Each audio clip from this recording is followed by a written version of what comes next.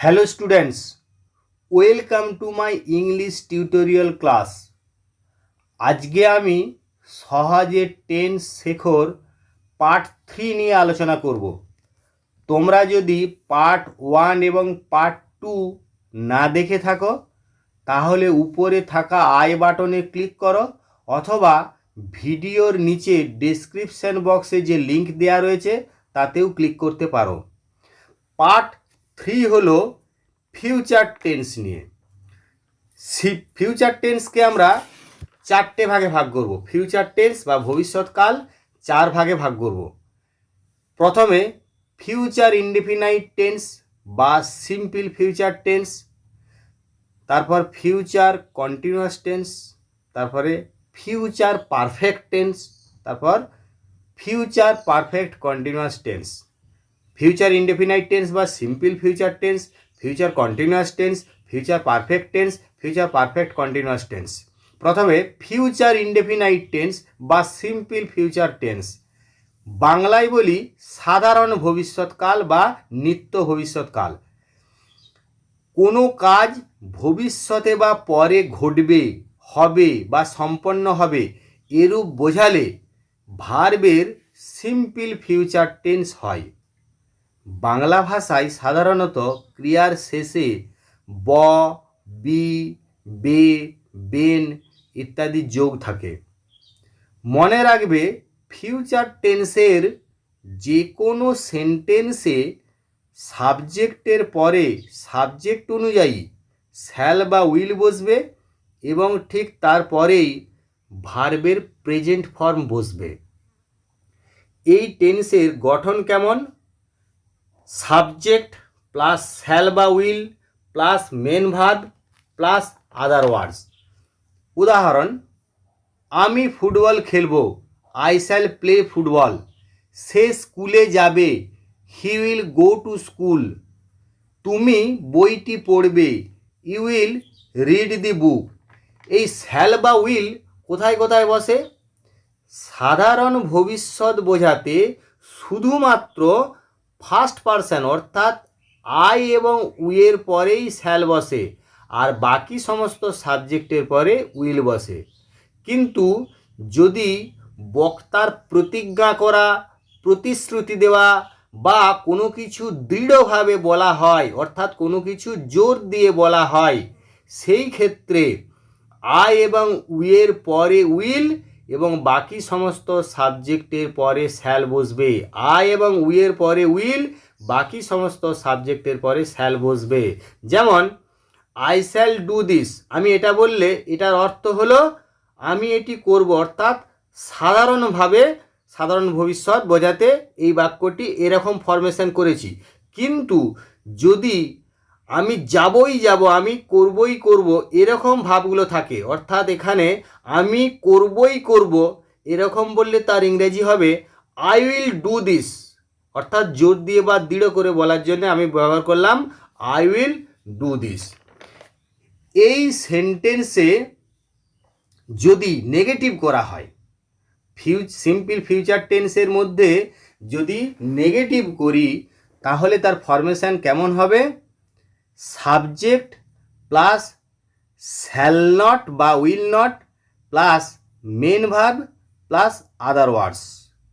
যেমন তারা কলকাতা যাবে না, they will not go to Kolkata.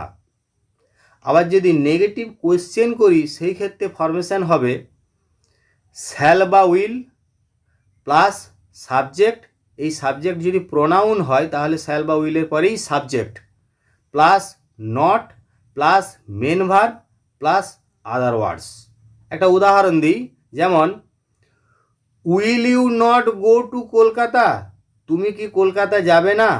এখানে ইউ হচ্ছে প্রোনাউন, কিন্তু যদি সাবজেক্ট নাউন হয় তাহলে ফরমেশনটা হবে শ্যাল বা will plus not plus subject plus main verb plus other words.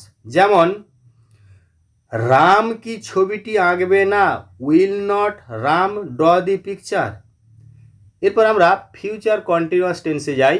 Future continuous টেন্সকে বাংলায় বলি ঘটমান ভবিষ্যৎকাল। ভবিষ্যতে বা পরে কোনো কাজ হতে থাকবে বা চলতে থাকবে এরূপ বোঝালে ভার্বের ফিউচার কন্টিনিউয়াস টেন্স হয়। বাংলায় ক্রিয়ার শেষে ইতে থাকবো, ইতে থাকবি, ইতে থাকবে, ইতে থাকবেন ইত্যাদি যোগ থাকলে সাধারণত এই টেন্স হয়। এই টেন্সের গঠন সাবজেক্ট প্লাস শ্যাল বি বা will be plus ING form of the main verb plus other words. যেমন তনিমা তখন গান গাইতে থাকবে, Tanima will be singing then. আমি ছবিটি আঁকতে থাকব, I shall be drawing the picture. এখানে শ্যাল বি বা উইল বি আগের টেন্সে যেমনভাবে আমরা শ্যাল বা উইল বসার নিয়ম বলেছি সেই রকমভাবেই, অর্থাৎ ফার্স্ট পারসন আই এবং উইয়ের পরে শ্যাল বি এবং বাকি সমস্ত সাবজেক্টের পরে উইল বি বসবে। এই টেন্সে নেগেটিভ সেন্টেন্স হলে তার গঠন হবে subject plus shall not be বা will not be plus ING form of the main verb plus other words. যেমন রানু নাচতে থাকবে না, Ranu will not be dancing.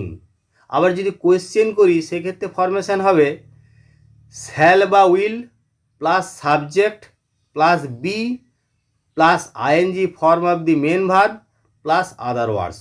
যেমন will you be playing cricket, তুমি কি ক্রিকেট খেলতে থাকবে। সব ক্ষেত্রেই নট শব্দটি মনে রাখবে, সব ক্ষেত্রেই নট শব্দটি নাউনের আগে এবং প্রোনাউনের পরে বসবে। এরপর আমরা ফিউচার পারফেক্ট টেন্স নিয়ে আলোচনা করব।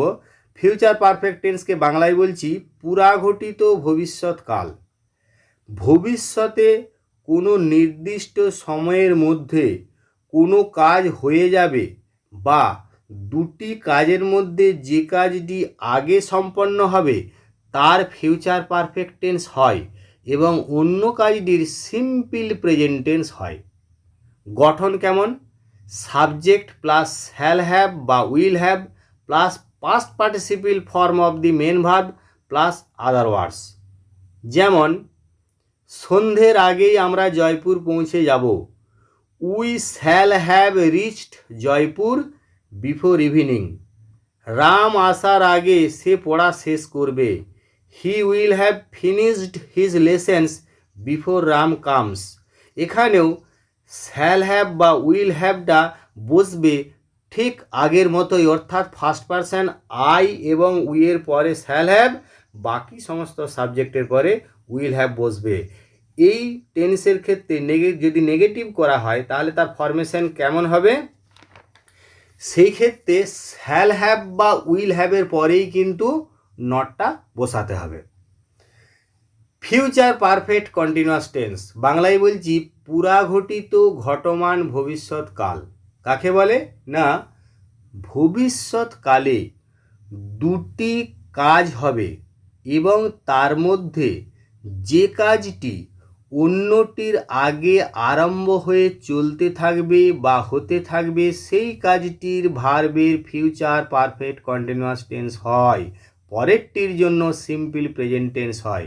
আবার বলি, ভবিষ্যৎকালে দুটি কাজ হবে এবং তার মধ্যে যে কাজটি অন্যটির আগে আরম্ভ হয়ে চলতে থাকবে বা হতে থাকবে সেই কাজটির ভার্বের ফিউচার পারফেক্ট কন্টিনিউয়াস টেন্স হয়, পরেরটির জন্য সিম্পল প্রেজেন্ট টেন্স হয়।